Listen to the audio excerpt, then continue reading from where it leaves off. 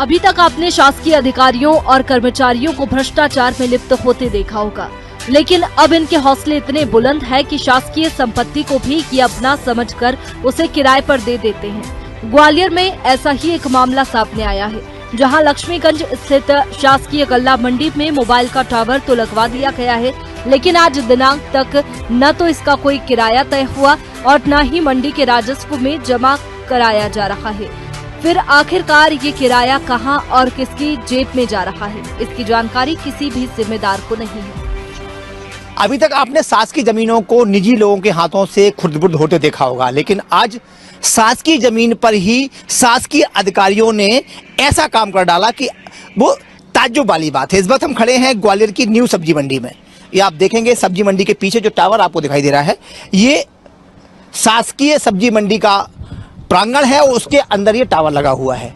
और जब भी कोई टावर लगता है, मोबाइल टावर लगाया जाता है, तो उसकी कई जगह से एनओसी लेनी पड़ती है, नगर निगम से एनओसी लेनी पड़ती है। और क्योंकि सब्जी मंडी में लगा हुआ है तो यहाँ पे कोई भी निर्माण कार्य किया जाए या कुछ भी यहाँ पर होता है तो उसके लिए ठहराव प्रस्ताव यहाँ पर लाना पड़ता है।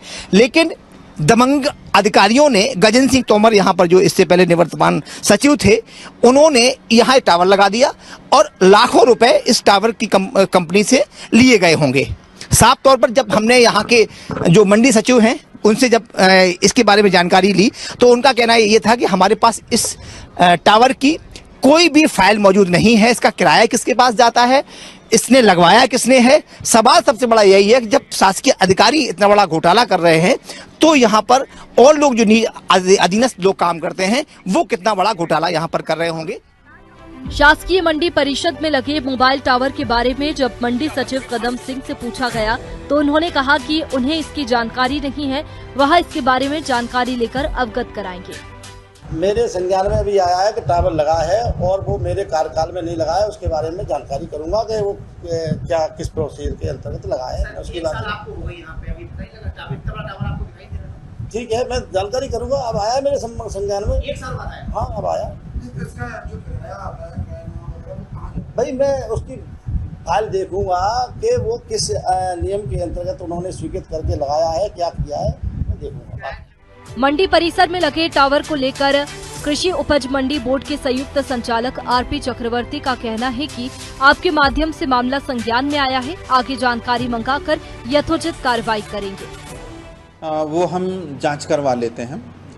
जो आपके माध्यम से जो हमें जानकारी मिल रही है कि वहाँ पे टावर यदि लगा है तो निश्चित ही किस नियम से लगा है और किसकी परमिशन से है।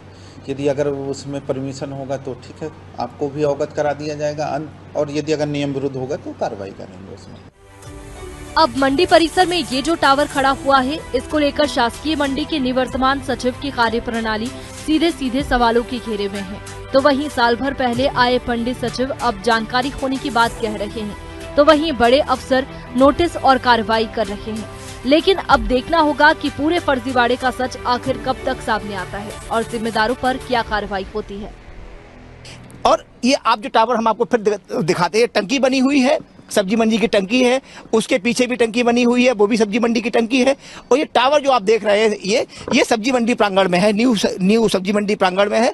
और टावर किसने लगवाया, एनओसी किसने दी, ये बड़ा सवाल उठता है। देखना यह है कि खबर दिखाए जाने के बाद इस टावर पर क्या कार्रवाई होती है। जिस अधिकारी ने इस टावर को लगवाया है, जो निवर्तमान सचिव हैं गजेंद्र सिंह तोमर, और वर्तमान जो सचिव हैं यहाँ पर कदम सिंह, दोनों इस पूरी जो टावर है नकार रहे हैं कि उनका कहना है इसके बारे में हमारे पास कोई भी डॉक्यूमेंट नहीं है।